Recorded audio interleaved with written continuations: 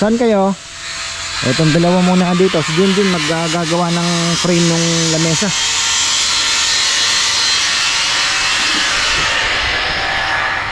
Ay, mag-a-adjust na lang siguro kung ano, kung makakapalan yung lamesa.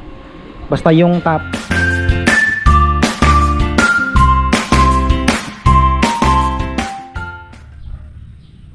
Uy, ayan, magandang buhay. Balik tayo dito sa ating shop. Tatlo lang ang tao natin ngayon. Pero ayan, si Junjun ay bumili ng materyales kasi may pinapagawa si Bebe. Yung minimalist na ano yung gagamitin natang tubular doon, medyo mas maliit. So ayan, eto, okay na. Eto, ang galing ng ginawa po namin. Sila pala. Yung tawag dito, yung ginawa nilang pang pantay po ng lamesa. Ito sa likod to, likod, hindi po ito harap. Pero pinantay din po nila. Router ang gamit, tapos may guide. Ito oh, ang galing. Kahapon sinubukan, kaya lang ito medyo mabigat. Sabi ko nga kay Papa Yam, parang ang hirap magtrabaho kung ikaw lang mag-isa. Lalagyan daw po nila ng gulong. Bearing, lalagyan nila para mabilis pong i-slide. Pero tawag dito, maganda sana kung medyo magaan. Ang disadvantage po nitong ano, pag nilagyan ng mas magaan aluminum, baka po mag-bend. Baka pagka sa gitna gumanon. Yun ang iniiwasan. Kaya sabi nila mas magandang medyo mabigat na daw po yung guide para hindi matiba. Kumbaga ito, angle bar, makapal. Kaya lang mabigat nga. Lalo na kung malalaking ganito, slab ang papantayin. So ito, likod. Ito po ilalim, ito ilalim. Lalagyan na lang ng paa. Medyo unique po ang design nito at pantay ang gusto ng customer natin. Pantay siya. Napakabigat ng slab. So ito, puputulin pa po natin yan. Ano daw to 30 inches ba? Di ko sure. Kasi kukuha pa tayo ng tama-tama. Mayroon pang matitirang 3x3 or basta gano'n na kahoy. Sa ilalim naman, naka parang design niya. Tama-tama, dito na rin tayo kukuha kasi mas makapal po ito. Meron pa pong mas makapal na andyan, available. Pag nagustuhan niyo po yung ganong design, pwede natin gawin din uli. Talagang medyo matrabaho lang. Ay, grabe ang bigat. Di po kakayanin basta-basta ng 4 na tao yan. 6 hirap pa. Solid. Ayan. Tapos, ano pa ba tayong update natin? Di nakapag ano kahapon, gawa ng matindi po yung ulan kahapon, dire-diretso. Pero ngayon, uminit na. Ayan, sa wakas. Uminit na. Ayan, nagpakita na po yung blue skies. Pero andyan pa rin po yung habagat. Siyempre, so maya't maya may ulan pa rin yan. Tapos update tayo sa ating harvest. Medyo mahirap pa tayo magpuno ngayon pagka hindi po gumanda panahon dahil malaki ang konsumo natin ngayong Sabado. Pero ang harvest natin ngayong as at the moment ayan, 33 nga lang yung ating ano, medyo mahina. Hindi to real time, mataas yan 7, so kulang pa tayo. Pero kanina yan, makulimlim kasi magiging ano po yan, mataas po yan. Ano to late ito ng ilang minutes, hindi po siya updated. Yung naandun sa inverter ang mas ano po, mas naka-update talaga. So ayan, may 33% na tayo kahit papano. Ayan, ito, ayusin natin to at akyat lang ako mamaya. Ay balik na lang po ako mamaya. Akyat lang po muna ako ngayon. At sina Dexter pala at si Marco na andito. Kaya lang grabe pong kalat sa lechonan. Pinatulong ko na muna magdigpit po ng mga dahon. Ayan, okay na. Balikan natin si Junjun. Di ko alam kung anong gagawin ng dalawa dito. Palagay ko mag-aasinta o gagayad naman ni Papa Yam yan. At least may trabaho. Bukas wala na naman, linggo. Ewan ko, Lunes. Sana maganda na ang panahon. Dito muna tayo, 10:30. Kakapuno yata tayo ng ating solar. Uy, nasa 13, 48. Pwede na. Pwede na. Mamaya kasi lalakas na yung konsumo natin sa Lechon House, kaya medyo konti ang masisave. Pero ayan, 51, pwede na. 5 kilowatt per hour. Alauna, puno yan. Kung magtuloy-tuloy. Oh, ano na, tayo. Saan kayo? Itong dalawa muna dito. Si Junjun maggagawa ng frame ng lamesa.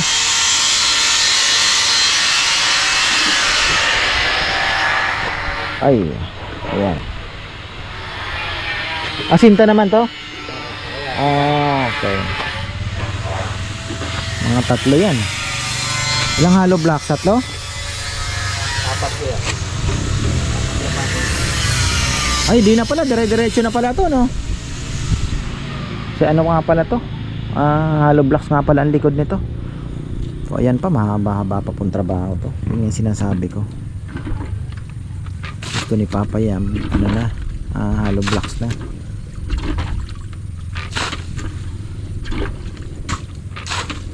Mahaba naman. Ayan, no? Hinahing ako sa pili. Hanggang ngayon sumasakit pa rin ang tinutusok yung dibdib ko pag naalala ko yung pili. Ang ganda na kasi. Tsaka ang ganda sana ng pwesto niya dito. Ang ganda sana. Kaya lang wala. Kailangan natin, may mas mahalagang bagay na kailangang bigyan ng ano, di ba?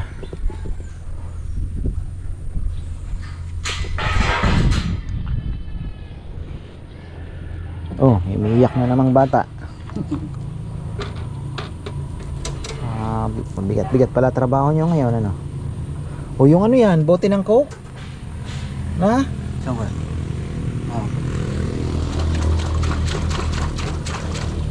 Bubuhos muna kayong semento dito. Wala pang puting. Puting, no?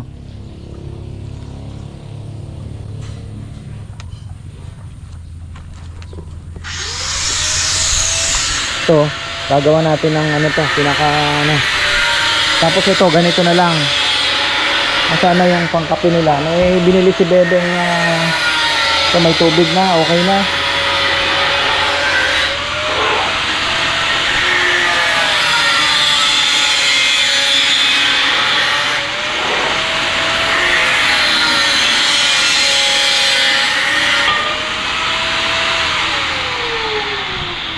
One half and by one half. Kasi kung one by one ang design po kasi nito minimalist, yung stool niya may papasok sa pag hindi ginuupuan nasa ilalim. Yan, pwede rin po kayo magpagawa pagka nakita po ninyo pang condominium no? Pang maliit na mga pang ano lang, pang nyari medyo masikip na space. Yan, maganda, minimalist lang. Mga pang condominium nga.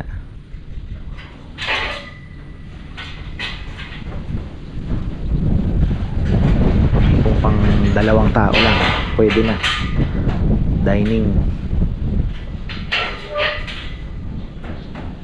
Ito yung ano natin. So sabi pala ni Papa Yam, ang isa sa kailangan namin yung angle grinder na mas malaki, yung malaki po pangliha, malaki yung ano, meron palang ganon, di ko alam ito na yung pinaka ano, ito mas makinis na po ito. Ito yung pinaka top, ito ilalim, ayan, ito ilalim, kaya hindi na gaanong kininis, pero ito makinis na po ito. Tuyo na, wala nang kagalaw-galaw.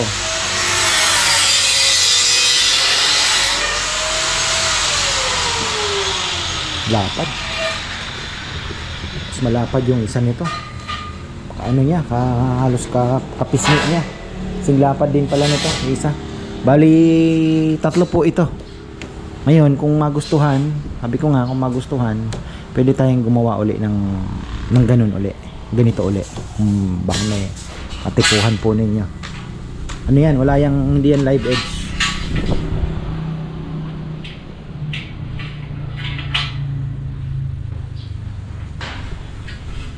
Meron akong binili dyan nakita mo yon? Yung pang putol-putol na yung mga binabali pag ano, yung parang ano siya eh, bakal din, may mga sukat-sukat. Saan ba? Eskwela? Hindi, parang hindi eskwela siya eh. Ito nakita ko lang sa Facebook, mura lang eh. Ito mga pang tubular. Ayan oh. Yan oh. So isusundan mo na lang yan. Pag ginanyan mo, ayan yung mga pag binend. Oh, yan. 45. Oo, 45. Tapos meron naman na pang yan, magagamit mo na yan? Oh, yan pala. Dalawa yan eh.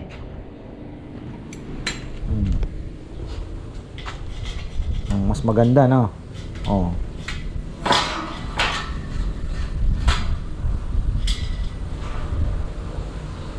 China ang galing sa ganyan, ano? Mga naiisip nila, no? Paano padaliin ng trabaho? Ayun, oh, yung malapad. Pakita ko po. Hindi pa rin napapalitan. Antay-antay lang tayo. Hindi pa rin pinapalitan yung bulok. Ayan po yung mga bulok. Ito, oh, lapad, oh. May counting crack pero wala namang problema. Maliit lang. Ito yung isa medyo makitid. Live edge din. Pero ito yung mas malapad. Tingnan nyo naman. 1, 2, 3, 4 feet. Mahigit. Ang lapad niya. Dito sa kabila, ganun din, halos parehas. Gumit na lang ng konti. Pero ayun, oh, ganyan po kalapad. Ayun, lapad pa doon. Kung gusto nyo ng super lapad, ha. Pero parang ganda talaga. Ayan, kung ganyan, di na natin yan na ano eh, super lapad. Makapal din. Pero pag pinantay, mababawasan pa po yan. Kasi talagang maganda yung pangpantay natin ngayon. Yung router natin. Maganda. Natuwa ako eh. Ganda ng pagkakaano ni Papaya.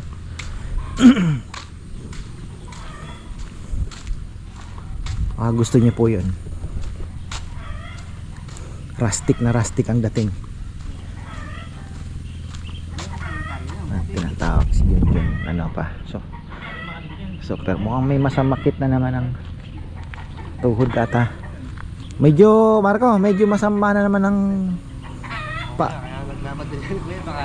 hindi, si Papaya, yung paa niya parang ika-ika na naman ata. Gout na naman siguro. Parang medyo medyo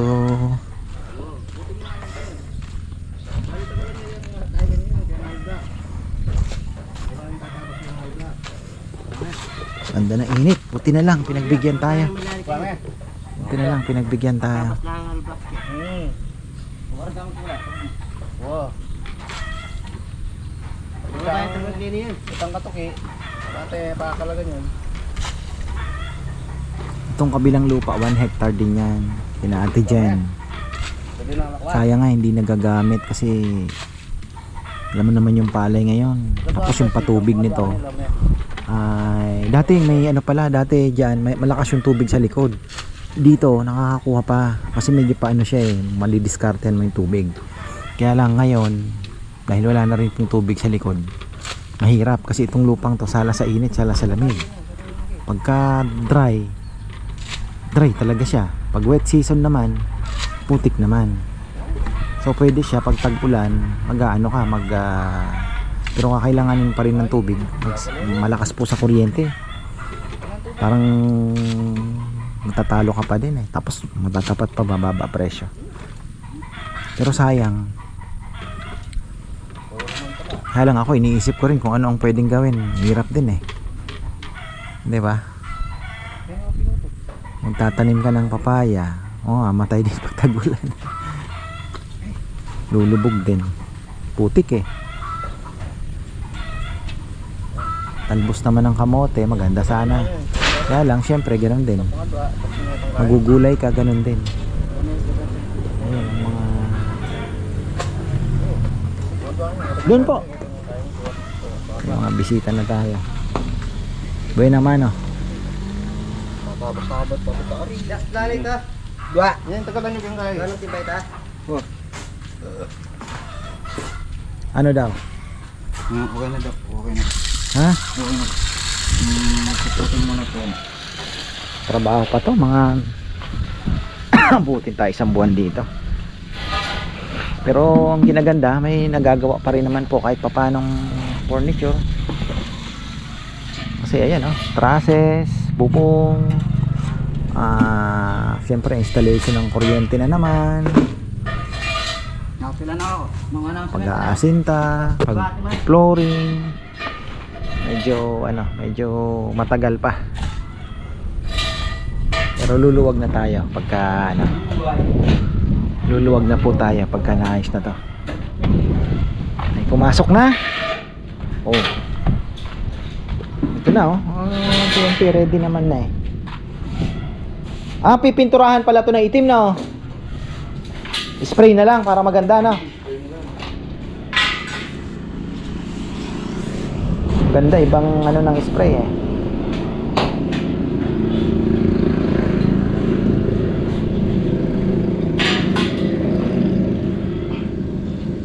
Para saan yung to? Para saan tong parang Batman na ito? Yung Maliit itong mga to pag yung parang pag binend mong ganon. Magkaano din siya. Galing nga Ay.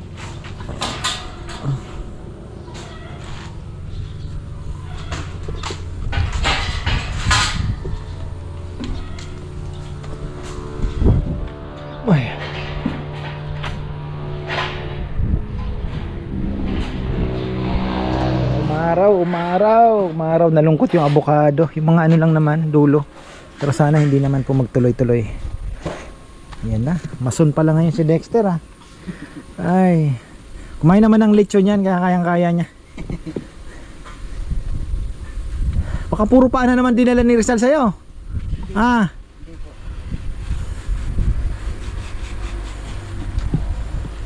Ayan, Rizal kasi ang nagcha-chop. Tapos si Junjun, ayan mataas pala Jun, ganyan ang taas talaga daw? Matas siya. counter table. Na? Mataas din siguro yung upuan, 28 inches. Mataas. Parang stool na Oo.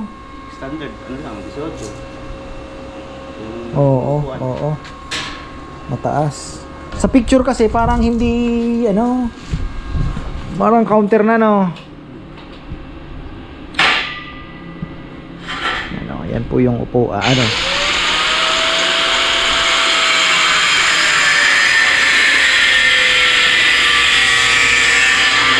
mataas. Yan, pagka nagustuhan nyo, pwede rin po kayong gumaya. Tayo naman, alam nyo naman, pag may ginawa, tapos nagustuhan, gagawa uli.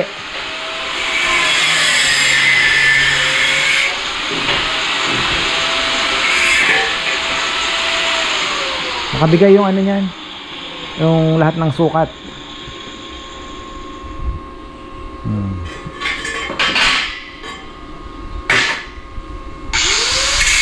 Kasi kung maliit po yung gagawin natin na tubular, sa picture kasi parang maliit. Baka makapal po yung gagamitin natin ito nasa dos, yung para maganda naman. Nasa dos. So mag-a-adjust na lang siguro kung kung makakapalan yung lamesa. Basta yung top 30 ba? Yung 30, yung tawag ko yan. 30 by 30. Ang taas nito, mataas 42. 42. Ayun. 30 by 30 square.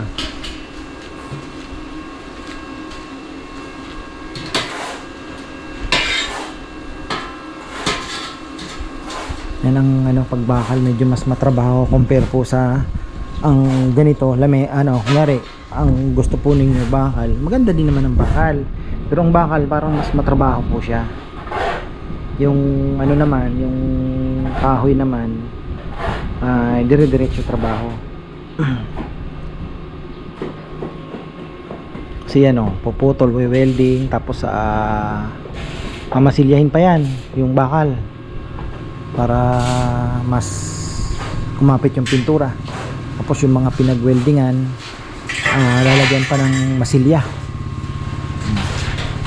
Kumustahin natin to. Ito sa Monday na ang continuation po nito, dahil ngayon ay wala si Nelnel, wala yung ating karpintero din. Ganda.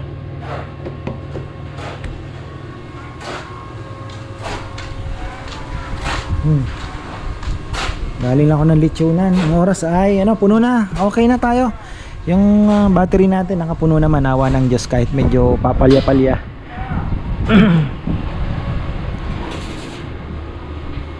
Papalya-palya ang araw. Init ambon, didilim. Araw nakaraos. Kahit medyo malakas ang konsumo sa work, sa taas, naman, nakapuno pa rin ang battery. Hindi na gano'n magbabati dito. Na? Hindi na gano'n magbabati. Hindi na. Hindi na ako galing sa labas. Hindi na. Wala nakatago na. Yung babaping na lang, hindi ito. Oo. Nakalantaw. Nakatago na kasi matatakpan na ng table yan, ano? Tama.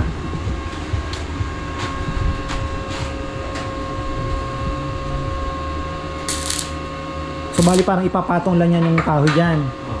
Lalagyan ng pag-i-screw sa Oo.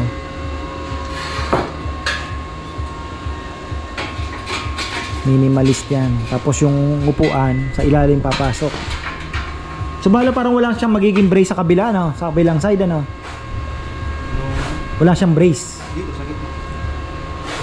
Hindi, yung di ba upuan sa gitna. Dito sa ito. Okay. Oo, dito papasok yung upuan. Tapos dito sa gitna may ayun yung pinaka-brace niya, tama. Pwede nga pala. Kasi nalalagay sa ilalim po yung stool, yung upuan. Pag hindi ginagamit, nasa siya, nasa loob. Ganun lang kasimple. Parang na din, kunyari mag-asawa kayo. Mas parang nasa condo para makasave ng place, di na lang, yun na lang. Tapos for sale ata itong ninaan, yung dati may nagkagusto dito sa ito, unique. Ayan parang alam ko binebenta ata ito. Ay June, ayan yung lamesa na ito. Ayan, antique po yan. Parang alam ko for sale yan.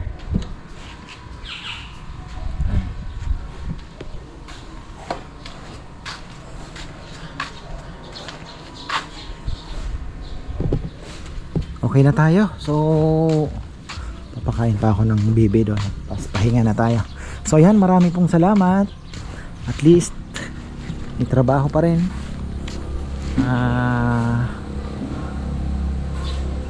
Tansya ko mga 1 month, 4 weeks yan, 3 to 4 weeks bago po natin matapos talaga, kasi meron pang harang yan, di ba? Tingnan lang natin.